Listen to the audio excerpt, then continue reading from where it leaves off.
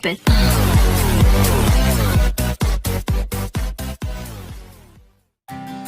Hello students, how are you?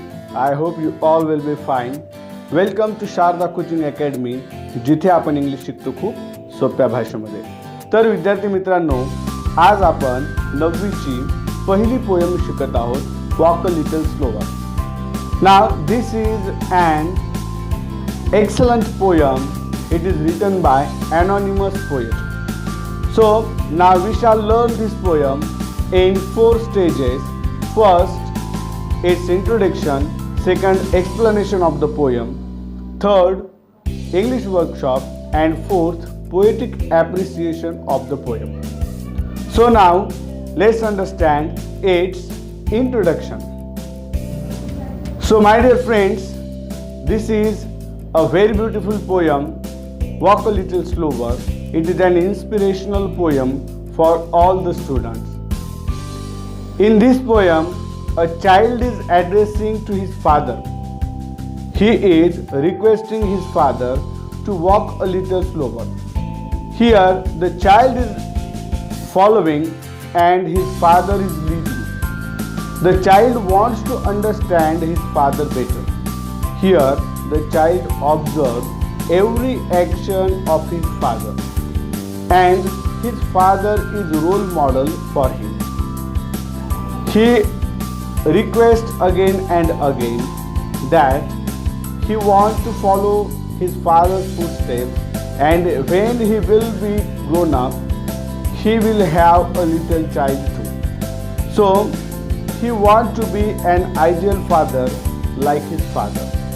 So let's learn the poem step by step and understand its meaning. Now let's see the explanation of the poem, friends. Walk a little slower.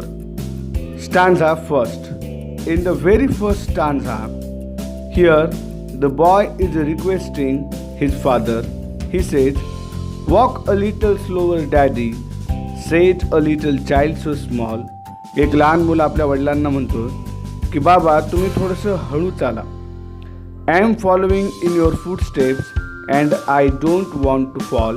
मी देखील तुमच्या पावलांवर पाऊल टाकून चालत आहे आणि मला खाली पडायचं नाही आहे. कवितेतील मुलगा आपल्या वडिलांना हळू चालण्याची विनंती करत आहे. त्याला न ठेचकाळता आपल्या वडिलांच्या पावलांवर पाऊल टाकायचे आहे. जीवन जगण्याबाबतचे हे मार्गक्रमण असून आपल्या वडिलांप्रमाणेच मुलाला सुद्धा त्याच्या जीवनामध्ये यश प्राप्त करायचे आहे. He want to imitate his father. He want to observe and he want to lead the same way that his father is leading and he is following. Now in the second stanza he says, "Sometimes your steps are very fast. Sometimes they are hard to see." कधीकधी तुमची पावले खूप वेगवान असतात आणि ती दिसतसुद्धा नाहीत. मग हा मुलगा म्हणतो की जीवनामध्ये काही वेळा बाबा तुम्ही अधिक वेगाने यश मिळवता. मलासुद्धा या यशाचं गमक समजून घ्यायचं आहे. त्यामुळे तो पुढे विनंती करतो, "so walk a little slower daddy, for you are leading me." त्यामुळे थोडं हळूहळू चाला बाबा.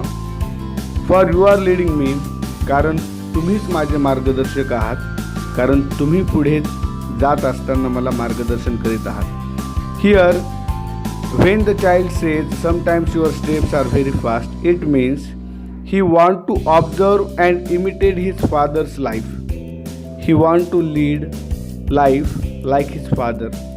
Sometimes his father's actions are too quick that the child cannot follow or understand. काही वेळेस त्याच्या वडिलांच्या काही कृती, निर्णय फार वेगवान असतात जे त्या मुलाला समजत नाहीत. Now see the third stanza.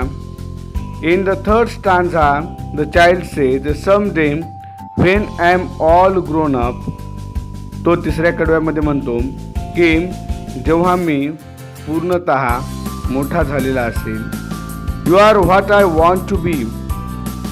तुम्हीच ते आहात ज्यांच्यासारखं मला बनायचं आहे. तो म्हणतो की मला तुमच्याप्रमाणेच मार्गदर्शन करायला आवडेल. मला तुमच्यासारखंच व्हायचं आहे.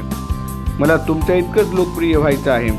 आणि तो पुढे म्हणतो, then I will have a little child. आणि त्यानंतर मला सुद्धा एक छोटं मूल असेल.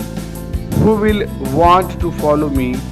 ज्याला माझा पाठलाग करायला आवडेल, जो माझ्या मागोमागी. म्हणजेच हा मुलगा सुद्धा त्याच्या वडिलांप्रमाणे यशस्वी झाल्यानंतर तो सुद्धा त्याच्या मुलाला मार्गदर्शन करेल आणि जीवनातील तत्त्वे आणि वागणूक शिकवेल. The last stanza is most important. In the fourth stanza, he says, and I would want to lead just right. Here the child says when he will be grown up and he would lead just right. त्याला सुद्धा त्याच्या वडिलांप्रमाणेच मार्गक्रमण करायचं आहे. And know that I was true. आणि तो म्हणतो की मोठे झाल्यानंतर मला सुद्धा कळेल की मी सत्य होतो. So walk a little slower daddy for I must follow you. त्यामुळे बाबा हळूहळू चाला, मला तुमचा पाठलाग करायचा आहे. आता या लास्ट स्टान्सामध्ये तो म्हणतोय, the grown up child says that he would be confident about his judgement and action like his father. तो सुद्धा त्याच्या वडिलांप्रमाणेच कोणत्याही कृतींच्या बाबतीत आणि आपल्या निर्णयाबाबतीत आयुष्य जगत असताना सक्षम असेल आणि पुढच्या पिढीकडे ह्या सगळ्या गोष्टी तो संक्रमित करेल. त्यालासुद्धा आपल्या वडिलांची आत्मसात केलेली शैली आपल्या मुलाला सांगायची आहे आणि आपल्या मुलालासुद्धा एक योग्य नागरिक, सक्षम नागरिक बनवायचे आहे.